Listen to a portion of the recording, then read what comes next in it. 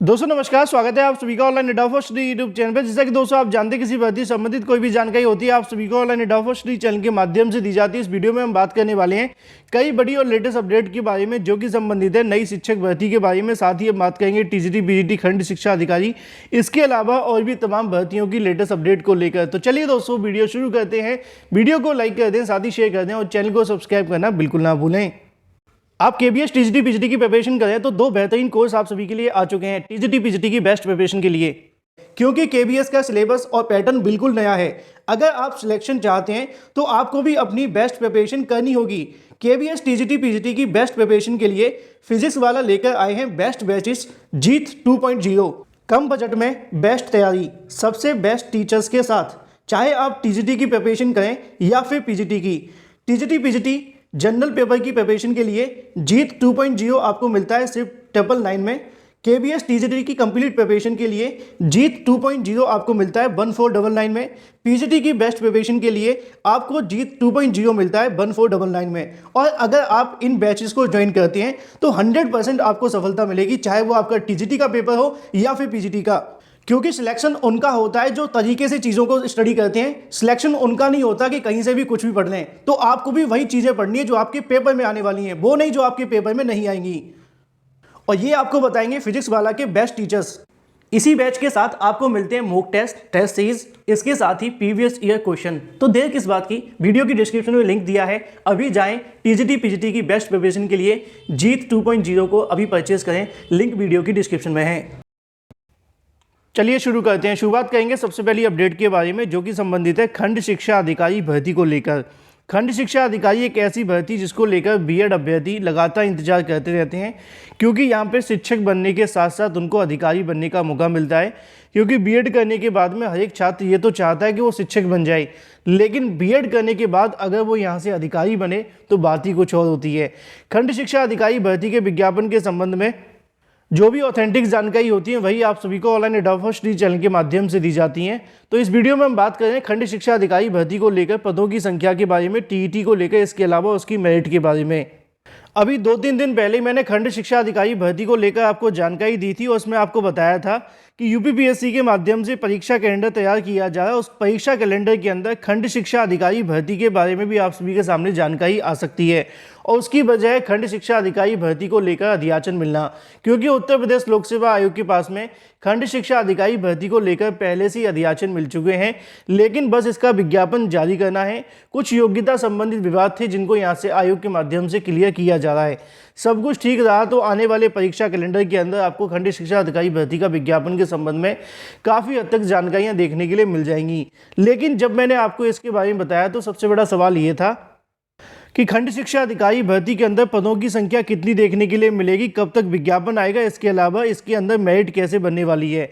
तो इसके बारे में आपको बता दूं, खंड शिक्षा अधिकारी भर्ती को लेकर यहाँ पे पदों की संख्या बहुत ज़्यादा नहीं होती है, हज़ारों में पदों की संख्या नहीं होती है, लेकिन इसमें इतने पद होते हैं जिससे कि अगर आप एक पद के लिए प्रिपरेशन कर पाएँ तो आप अधिकारी बन सकते हैं।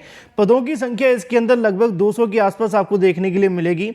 अभी तक जो अध्याचन मिले वो 175 के समथिंग है, लेकिन एक बार फिर से अगर अध्याचन मिलते हैं या फिर समय समय पर अध्याचन मिलते हैं तो उनको इसके अंदर जोड़ दिया जाएगा।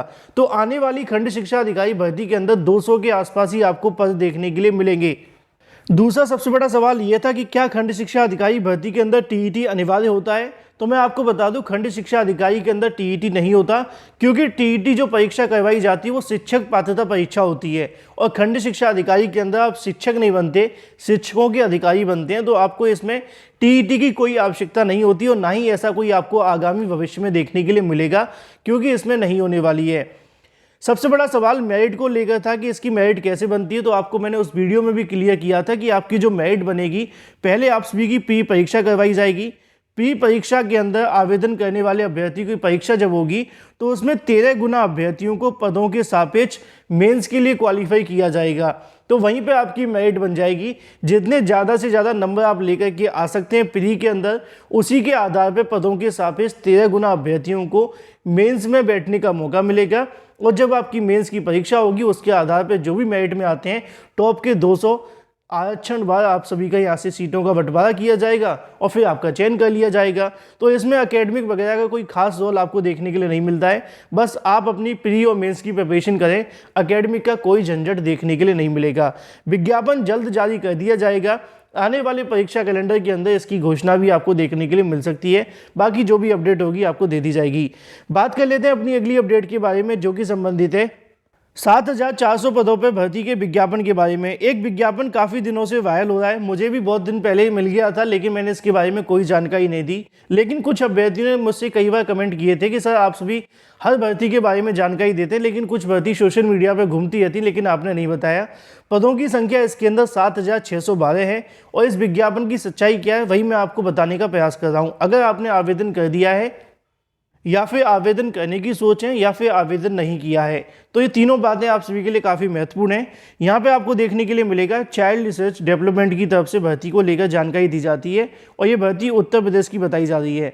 लेकिन मैं आपको बता दूँ ये भर्ती पूरे तरीके से फेक है। इसमें आवेदन करने से पहले पूरी जानकारी लें तभी आप इसके लिए आवेदन करें।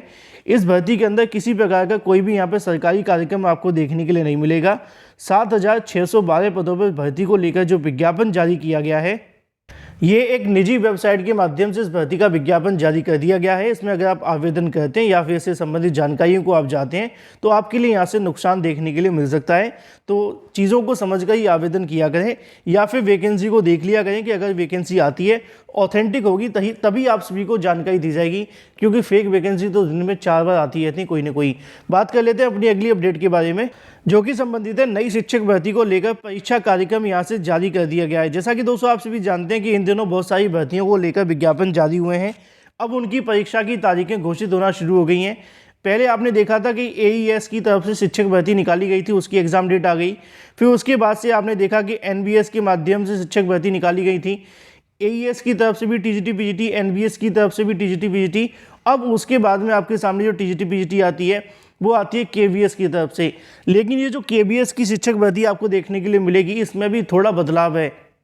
इसको लेकर यहाँ से जो अनाउंसमेंट है वो कर दी गई है। मैं आपको बता दूं, ये आप सभी के सामने KVS की तरफ से TGT PGT भर्ती को लेकर जो विज्ञापन निकाला गया था उसी की परीक्षा की तारीखें यहाँ से घोषित कर दी गई हैं। लिखा हुआ है कि आप सभी की जो नोटिफिकेशन निकाला गया था LDCE की 2022 के लिए, इसके लिए एग्ज़ाम डेट आपको जो देखने के लिए मिलेगी 22 जनवरी 2023 दिन संडे को आपको देखने के लिए मिलने वाली है। अच्छे से समझाने के लिए आप सभी को थोड़ी सी जानकारी दे दूं, हाल ही में एक वैकेंसी निकाली गई थी, आपकी जो परमानेंट वैकेंसी निकली है, इससे पहले एक और वैकेंसी निकली थी KVS की, जो कि 4,014 पदों पर देखने के लिए मिली थी और ये भी आप सभी की TGT और PGT की वैकेंसी थी, जैसा कि यहाँ पर लिखा हुआ है।